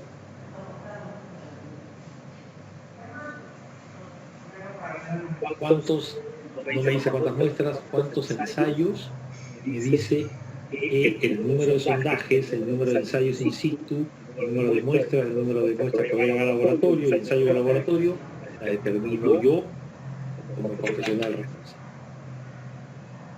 ¿Qué incluye mi informe? Mi informe debe incluir todos los puntos acá señalados, ¿de acuerdo? Una información, el resumen de las condiciones de limitación, este cuadro que he mencionado, información previa, que se ha hecho en el campo, que se ha hecho en el laboratorio, los perfiles, el nivel freático con la fecha siempre, análisis y segmentación por corte, por asentamientos, evaluar el sismo, parámetros para el diseño y construcción de obras de sostenimiento, y una serie de cosas adicionales como puede ser ecuación o peculiaridades, problemas químicos, por ejemplo. Tiene que incluirse los planos de ubicación, una descripción de los perfiles y los resultados de los ensayos laboratorios. Todo esto tiene que estar en el informe. Y hago un comentario, ya lo dije, pero repito. La norma dice no me pueden obligar a nada más. Hay gente, revisores municipales en este caso, que le gusta la foto. La foto hay que incluirla cuando dice algo. Pero poner, si he hecho un estudio con 3 calicatas y en las 3 calicatas todo el suelo es el mismo y lo que yo sé que es una grava mal grabada de tales características, es bien difícil que necesitemos una foto. O sea, si la foto no va a enriquecer el informe de ingeniería, no tiene sentido. Entonces hay que tener cuidado con lo que se exige por encima de estos mínimos, digamos, que sí dice la norma de considerar. Una cosa importante, la norma ha sido la alineación con la norma 030. Todos estos parámetros que acá menciono son parte de la norma 030. La norma 030 dice que en el Perú hay 4 zonas, 1, 2, 3 y 4, cada uno tiene un factor diferente. La norma 030 clasifica los suelos en S0 a S4. Y una cosa importante, un suelo S0 yo lo voy a distinguir por el valor del SPT ya corregido, pero también lo puedo distinguir por una resistencia al corte no drenada SU, ensayo laboratorio, o lo puedo distinguir por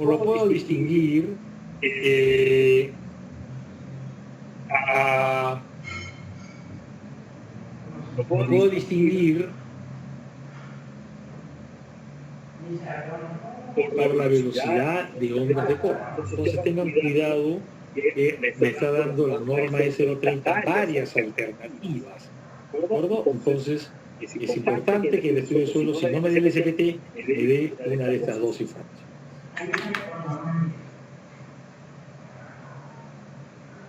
El norma E030 también. Y esto es lo que se suele poner en un estudio de mecánica de suelos. En el presente caso, para tener la sismicidad, se han analizado las direcciones presentes de los mapas. Yo uso la bibliografía que uso, son unas curvas bastante antiguas de Lucía Casaverde y Julio Vargas. Y me dice esto que es una zona de sismicidad muy alta. Y lo mezclo con información de otros gráficos que hay unas curvas de su aceleración de la UNI. ¿no? Y al final concluyo en una serie de parámetros, ¿de acuerdo? Y estos parámetros, repito, son los parámetros que me pide la norma 03. Ya he hablado de las calicatas, he hablado de las perforaciones, trinchera que es la calicata larga y las ocultaciones. La norma dice use estos símbolos. Análisis de las condiciones de cimentación.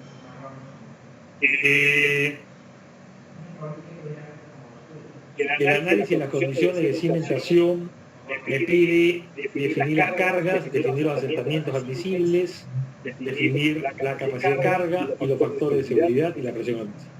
En asentamiento admisible, la norma lo define por la distorsión angular, que es el asentamiento relativo, dividido por la longitud que separa las dos columnas, y se usa esta referencia como distorsión angular, y yo acá, la norma pone, perdón, que es del manual de la Marina de Estados Unidos, pero en realidad la Marina de Estados Unidos lo toma de un documento del RUN del año, me parece es 1957.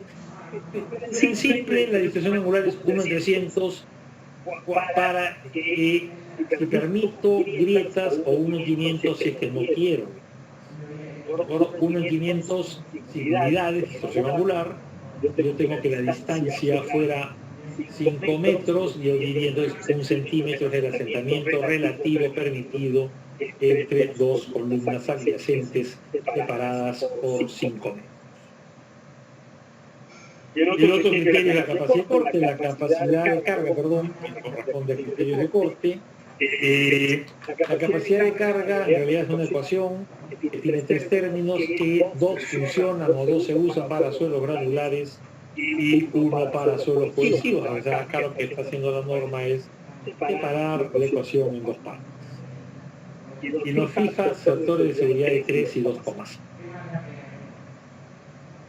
La presión admisible tiene que tomar en consideración una profundidad de cimentación, el tamaño de las zapatas, B, la resistencia del suelo, los parámetros, la ubicación del medio freático y el asentamiento que ya hemos mencionado. Entonces yo voy a calcular 2 presiones admisibles, una que corresponde al corte y una que corresponde al asentamiento, y me quedo con la más crítica, con la menor. Si estoy yo estoy corriendo porque la verdad estoy bastante atrasado. Estoy yo en cimentaciones superficiales, la norma, y le voy a ir a lo nuevo en realidad, la norma ha incluido de una forma muy específica cómo tratar las cimentaciones no rectangulares. Los libros de cimentación y los libros de diseño suelen hablarnos de zapatas cuadradas y hablarnos de zapatas circulares, pero cuadradas rectangulares que incluyen cuadradas o cimientos corridos de intermedio. Cualquier rectángulo intermedio y circulares, es decir, lo que nos dice es estas formas, pero muchas zapatas pueden tener excentricidades y llevarnos a formas distintas que la que corresponde a una carga central. Este es un problema ya estudiado por Meyerhoff en 1900, me parece que es 57 también, pero si no lo ves es antes del año 60, es muy cerca del año 60, donde dice, ojo, mira, en estas torres de perforación marina, creo que era el caso, se presentaban grandes momentos y entonces estas excentricidades producían volteos. No consideremos esto, sino consideremos un rectángulo equivalente. Ojo, los libros de cimentaciones, uso de cimentaciones, y esta figura la tomo con el mayor respeto, con una figura errada tomada del libro de Brajadas. Esta figura, ¿por qué digo que está errada? Porque está tomando consideraciones de resistencia de materiales. Desde los años 60 nuevamente se nos ha dicho, este es un problema de torres, de este caso con grandes excentricidades, pero también es un problema sísmico. Entonces, si no hay sismo, sería el caso en gran parte de Estados Unidos y Europa, no hay sismos importantes, no nos preocupa esta excentricidad. A nosotros sí nos preocupa. Este análisis por resistencia de materiales, que es lo que se dice acá, puede llevarnos a resultados incorrectos. Entonces, nosotros usamos lo que dice la Marina de Estados Unidos, que también lo dice el reglamento alemán, el código DIN 4017 y el reglamento español. Esto tal cual lo hemos copiado en el reglamento peruano, ¿no? Y lo que decimos es, cualquiera sea la forma de zapata, para ir a lo fácil, se puede convertir en un rectángulo. Este rectángulo tiene unas dimensiones tales que tiene el mismo centroide y los mismos momentos de inercia que el área cargada. Pero corrijo en un rectángulo, entro a la bibliografía y los rectángulos siempre están en cualquier libro de mecánica de suelo. Pero ojo, este rectángulo que estoy viendo acá, este es un rectángulo originalmente, no mide que veo ya acá que construyo con todo este lado por las excentricidades del lado operativo, el lado que uso para análisis solamente esta partecita, lo mismo que acá. Entonces es un rectángulo más pequeño. ¿Qué significa rectángulo? No solo rectángulo, rectángulo con carga centrada, es decir, esfuerzo uniformemente distribuido. ¿Qué es esto?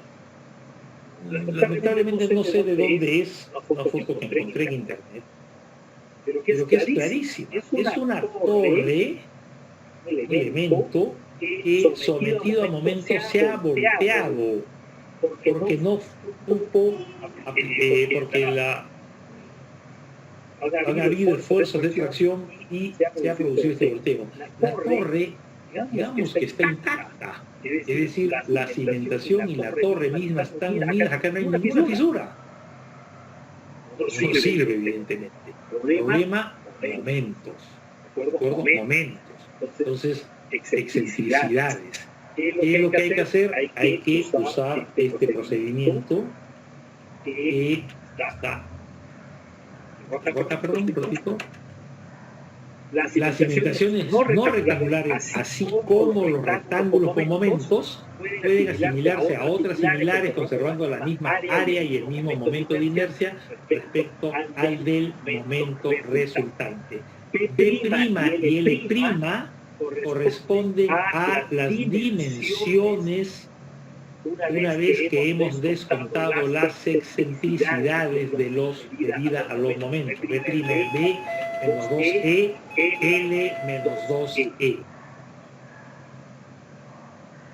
Permitidos, no se puede cimentar en tubos, suelos orgánicos, tierra vegetal, rellenos, etcétera, etcétera, tienen que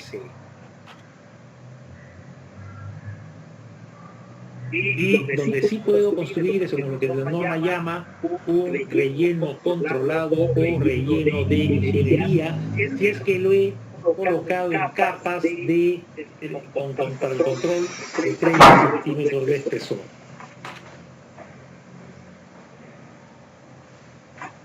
La norma en realidad habla de que los rellenos pueden ser de dos tipos por su naturaleza. El material es bueno o no es bueno. El material bueno me refiero a seleccionado.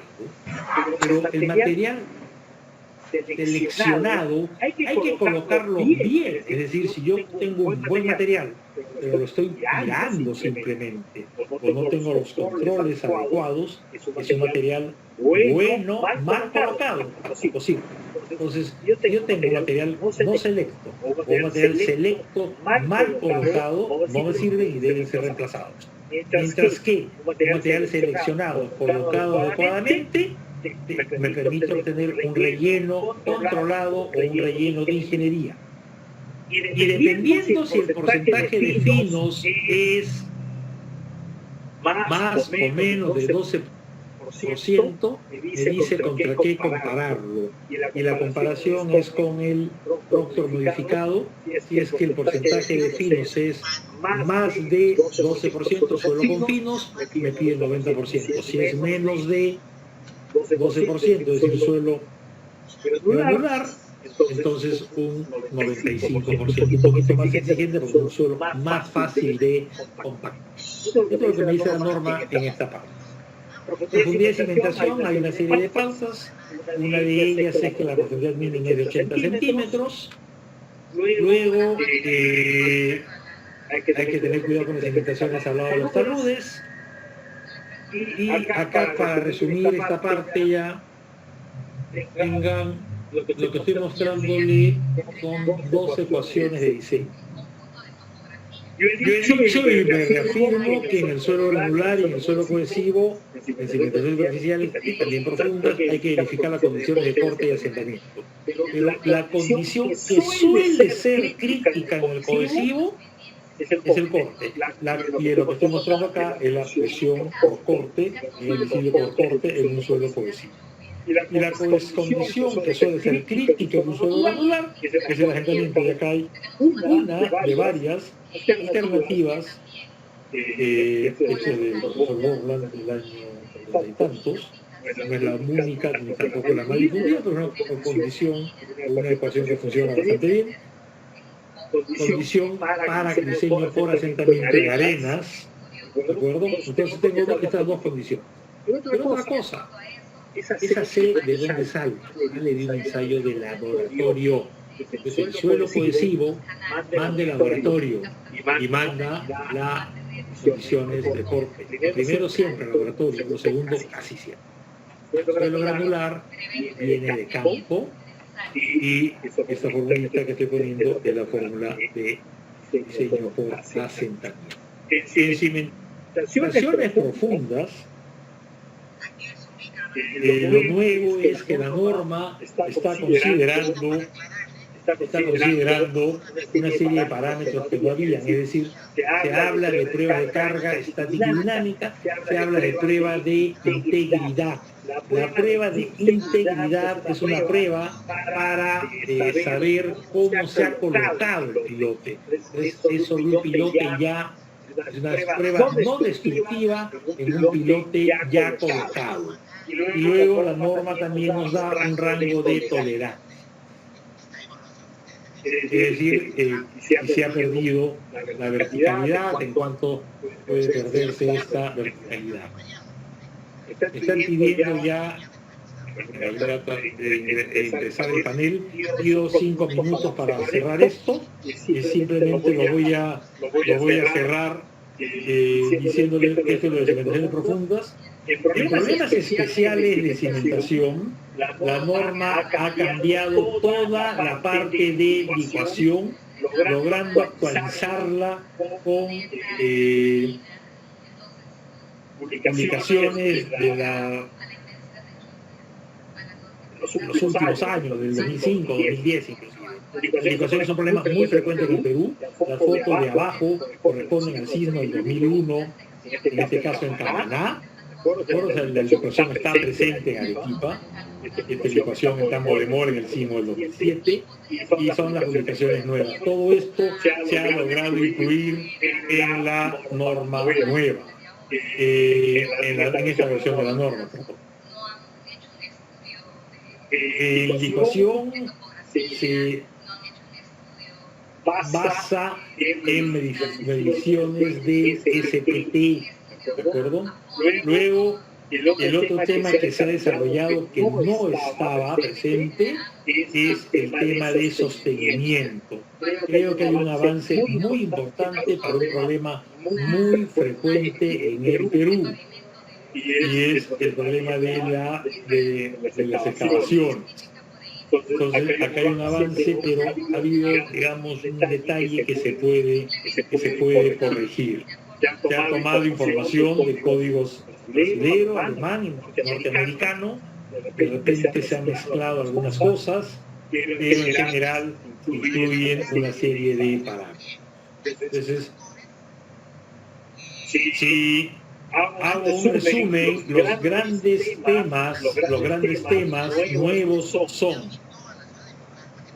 el tema de los ensayos no permitidos, el tema del diseño de la compatibilización con la norma ISO 30, el tema de cimentaciones irregulares, el tema de pilotaje, licuación y sostenimiento. ¿Qué le falta a la norma? Desde mi punto de vista, le falta 4 cosas, por lo menos. Le falta una referencia clara a lo que es pruebas geofísicas. La geofísica está ausente en la norma. Le falta ser un poco más crítico con los factores que yo creo que son excesivos en muchas partes, y esto, por ejemplo, nosotros hablamos de 2 y 3. Este es un documento de los años 60 y decía factor de velocidad es 2 cuando se hace exploración y solamente es 3 cuando no hay exploración. No estamos pidiendo 3 con exploración.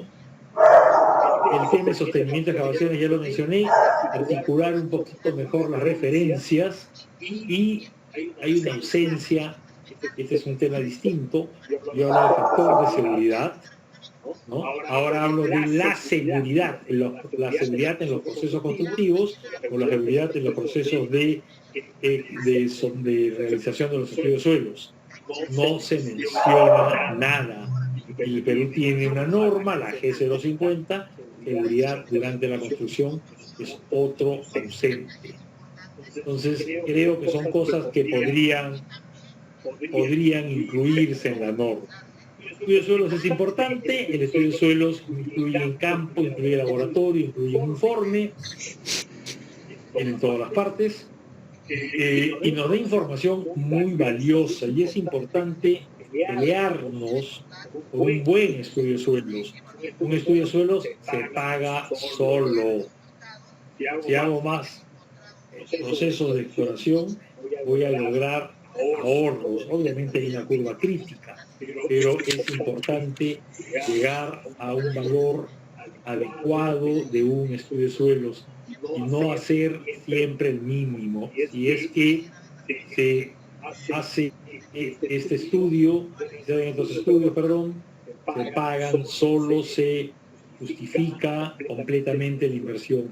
Hay autores que dicen que un estudio de suelo debe representar el 3% del presupuesto del proyecto. 3% es bastante, pero creo que arquitectura suele ser el 6%, entonces comparemos por ahí, los ahorros que pueden estar asociados pueden ser bastante importantes. Otra cosa, puede haber detalles muy bonitos, muy acabados, que cuesten más que el estudio de suelos. Eso no tendría mucho sentido, ¿no? Entonces, hay problemas, en particular en el Perú, porque a veces no se investiga en toda la profundidad, no se toman bien las muestras, no se hace una adecuada cantidad de ensayos. Entonces todo esto se puede evitar si se logra un presupuesto adecuado. ¿De acuerdo? Hay una serie de consideraciones a tomar. En el caso de Arequipa, hay que tener presente que en la región Arequipa hay problemas de evacuación. Arequipa corresponde a la zona 3 y a la zona 4, la zona más sísmica. Hay que tener presente, por ejemplo, hay zonas de Arequipa, de la región Arequipa, que podemos encontrar suelos orgánicos en una zona donde no tenemos por qué esperarlo, y esto es consecuencia de la variabilidad de los suelos. ¿De acuerdo? Y si entramos ya a la ciudad de Arequipa, esta es información de un documento antiguo de la UNI de los años 90, habla de zonas con resistencia más de 10 kilos, pero hay zonas con menos de 5 kilos por centímetro, de medio kilo, perdón. Hay una variabilidad, hay que saber en qué zona estamos. Bien, he tenido que correr, a pesar de que he corrido, estamos un poco atrasados, y quisiera dar la palabra para que iniciar el panel o las preguntas. Bien, muchísimas gracias al ingeniero Jorge Segarra por su brillante presentación. A continuación vamos a dar inicio, sin más preámbulos, al panel regional.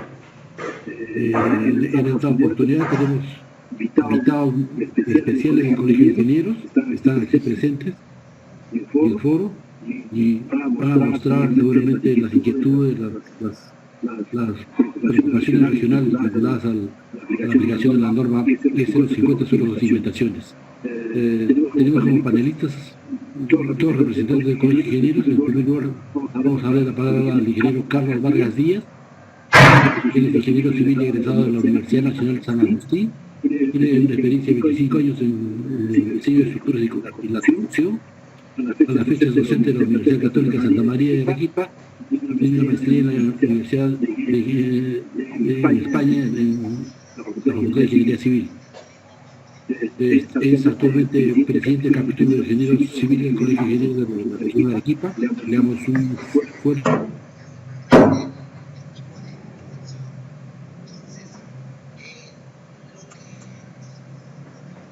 para resumir, plantear